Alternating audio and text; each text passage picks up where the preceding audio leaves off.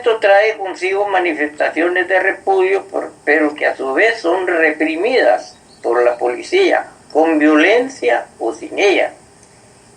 Y como los Estados Unidos hablan de sobrepoblación, para ellos la sobrepoblación es un problema político. Una vez que la población está fuera de control, se requerirá un gobierno autoritario, incluso instalar el fascismo de ser necesario. Y esto es lo más grave, porque nosotros vemos y entendemos que lo que es este gobierno pareciera que está dispuesto a entrar en esa represión sistemática en contra de todos aquellos que no están de acuerdo con las gestiones gubernamentales. Podemos llegar a un fascismo, que es lo más probable, porque la gente ya no aguanta esta situación, y a pesar del gran sector que tenemos, que divide el pueblo con las iglesias, a pesar de todo eso, la lucha sigue y seguirá hasta que los trabajadores lleguemos a lograr tener el poder de este país para hacer de él un paraíso, el paraíso soñado, que si no fueran los Estados Unidos, toda América Latina sería un país, el país que todo el mundo honrado y trabajador ha soñado y sueña siempre, sin pensar en ese viaje, por supuesto, al cielo. Esa es otra cosa. Aquí queremos hacer el paraíso terrenal y debemos de hacerlo, y por eso luchamos. Perfecto, vamos a hacer prueba aquí de sonido. Me parece que tenemos a nuestros analistas allá de Europa, parece, y Mary Hall, adelante, si están por ahí. Claro que sí, por acá estamos escuchando en realidad Pablo y nuestros analistas alternativos, escuchando con indignación cómo vive la clase trabajadora salvadoreña, pero también agregar, es la misma historia que vive el pueblo pobre en Estados Unidos, este pueblo que trató, no solamente el pueblo que emigró a Estados Unidos buscando el sueño americano, el pueblo que tiene décadas de vivir en este país. Pero me gustaría, Pablo, si tenemos tiempo, sí. de preguntar a nuestra mesa la reacción de ellos ante lo que acaba de suceder en las Filipinas en la última elección. Pablo.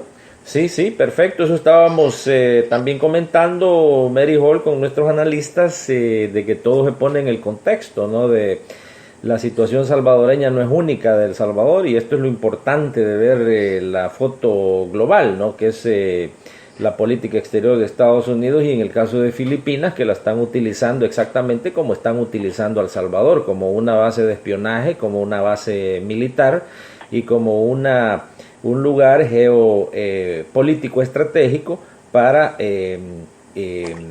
llegar a perfeccionar esos objetivos de la política exterior de Estados Unidos. En el caso de Filipinas es pues para iniciar lo que ellos le llaman la fase 1 del ataque a China. Y en el caso de El Salvador, pues es crear lo que ya hemos venido diciendo, el Israel de América Latina, en donde ahora pues ya lo consiguieron casi a perfección, con un gobierno que, bueno, de raíces, ¿no? Se puede decir que vienen del pueblo. Entonces sí, María Hall, con lo de Filipinas, adelante.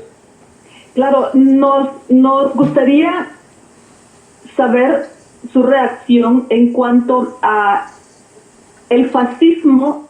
Dicen, entra por la puerta grande a Filipinas, claro, tal como lo diseña Washington en su fascismo global del siglo XXI.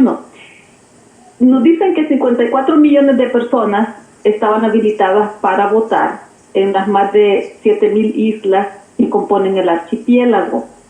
Durante el cierre de campaña, el ex fiscal de 71 años y alcalde de la ciudad filipina de Davao por 22 años, Rodrigo Duterte, dijo que no tengo paciencia ni término medio, o me matan a mí o los mato a todos, idiotas.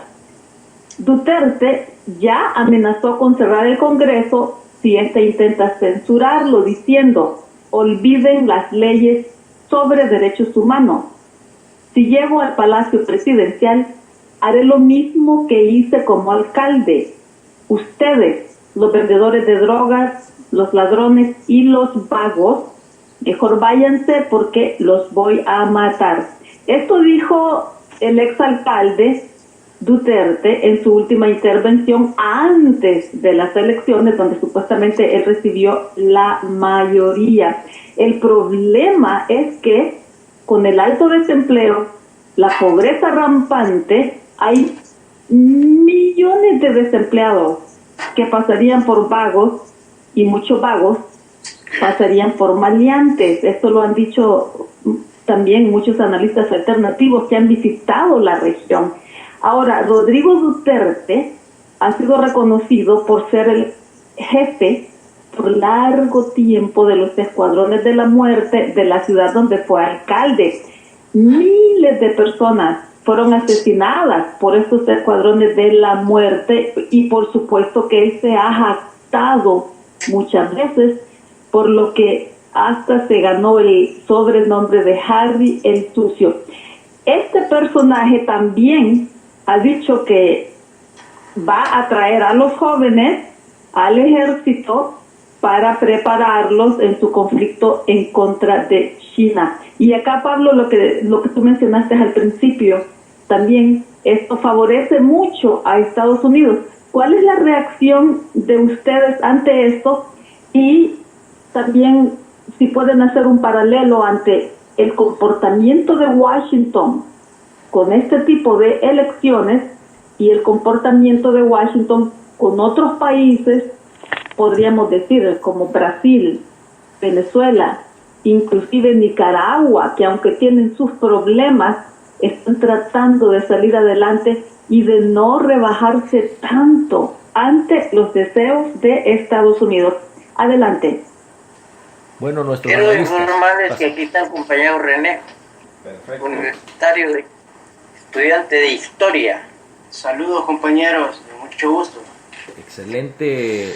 Damos acá pues la bienvenida a nuestro otro analista René, que se integra en estos momentos, en donde precisamente estábamos tocando acá con Mary Hall el tema que no puede ser más cercano, ¿no?, a lo que pasa en El Salvador, en el caso de las Filipinas, en donde ha salido presidente el equivalente a Sir Roberto Dawison. Exacto. Hubiera llegado a ser presidente, y obviamente pues estos personajes están en la planilla, ¿no?, de salario de la Agencia Central de Inteligencia de Estados Unidos. Y obviamente esa comparación que nos hace Mary Hall con lo de Filipinas es aplicable ahorita, en estos momentos, textualmente, a la situación de El Salvador, en donde la embajada de Estados Unidos le ha dicho al partido en el gobierno que si quiere seguir en el gobierno, obviamente tendrá que implementar políticas neofascistas, y los integrantes de este partido político en el gobierno pues obviamente no quieren seguir, como decían nuestros analistas en Centroamérica, cobrando cheques increíblemente grandes a costilla de la sangre de miles y miles de salvadoreños que entregaron su vida para un mejor futuro. Y ahorita pues nos estamos dando cuenta de esta entrega total. De ahí que se hablaba del tema al principio: El Salvador, un experimento perfecto de neofascismo bajo un gobierno pro Estados Unidos, porque nosotros nos recordamos que la primera lectura que le dio el canciller, el señor de Relaciones Exteriores del gobierno de El Salvador, que ya va en su segundo término, porque fue el mismo que estuvo cuando llegó el primer gobierno del FMLN, el mismo canciller dijo que se iba a tener una política exterior pragmática, una política exterior que no obedeciera a intereses, sino que el objetivo esencial iba a ser que beneficiara, y eso está escrito en su primer discurso, que beneficiara al país, a la población salvadoreña. Y de ahí que se hablaba de que China había ofrecido, inclusive al mismo tiempo que había negociado con Nicaragua la construcción del canal, que ya se está construyendo en Nicaragua, le habría proporcionado al Salvador lo que El Salvador necesitaba para pagar su deuda externa, y así iniciar una nueva política económica bajo contratos comerciales, bajo tratados comerciales más humanos. Mas sin embargo, el partido en el poder rehusó esta vía.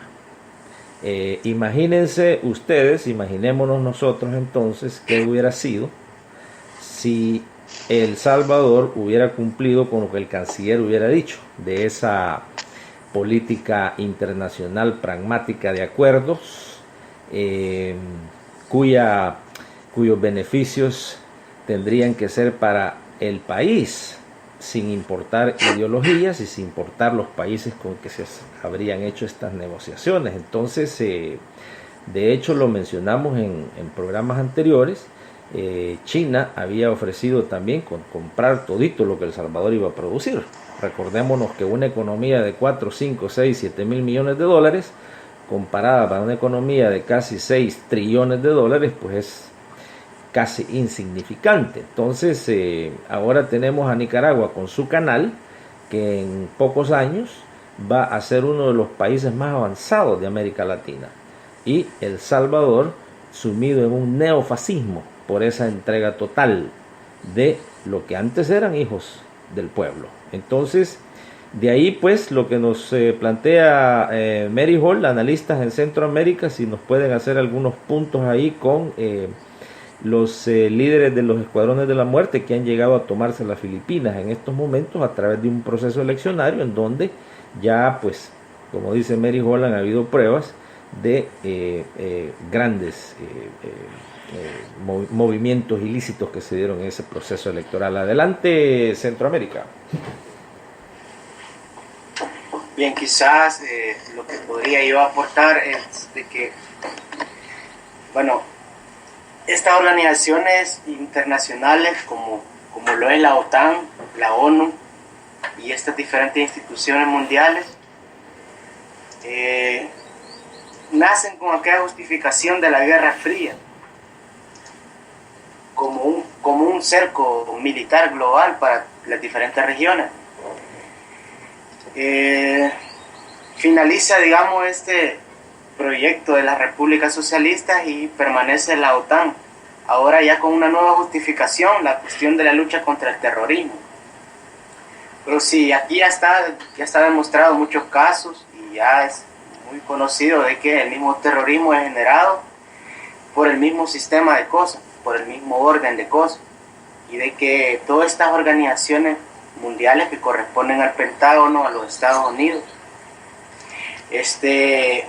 todas estas están encargadas de ir creando todas estas condiciones para ir preparando la entrada de los nuevos mecanismos y métodos de control social y de represión, y a cualquier precio, bajo cualquier método, siempre en todo caso que sean encubiertos, ¿verdad? Y que digamos el otro mecanismo, que sería el control ideológico, o sea, en todos los medios de difusión de ideas, se encargan de mantener otro escenario, algo bien pintado, algo bien camuflado. De fondo hay toda una serie de movimientos para el control de cada una de las regiones del mundo y subregiones, ¿verdad? Como sería el caso en Latinoamérica, dividida en diferentes subregiones. El punto es de que la lectura que se puede hacer de la llegada al poder formal en Filipinas no es otra que el aseguramiento de esta región, y ya lo decía la compañera ahí, una región con altos índices de desempleo, de criminalidad y de todos estos males generados desde estas mismas instituciones, porque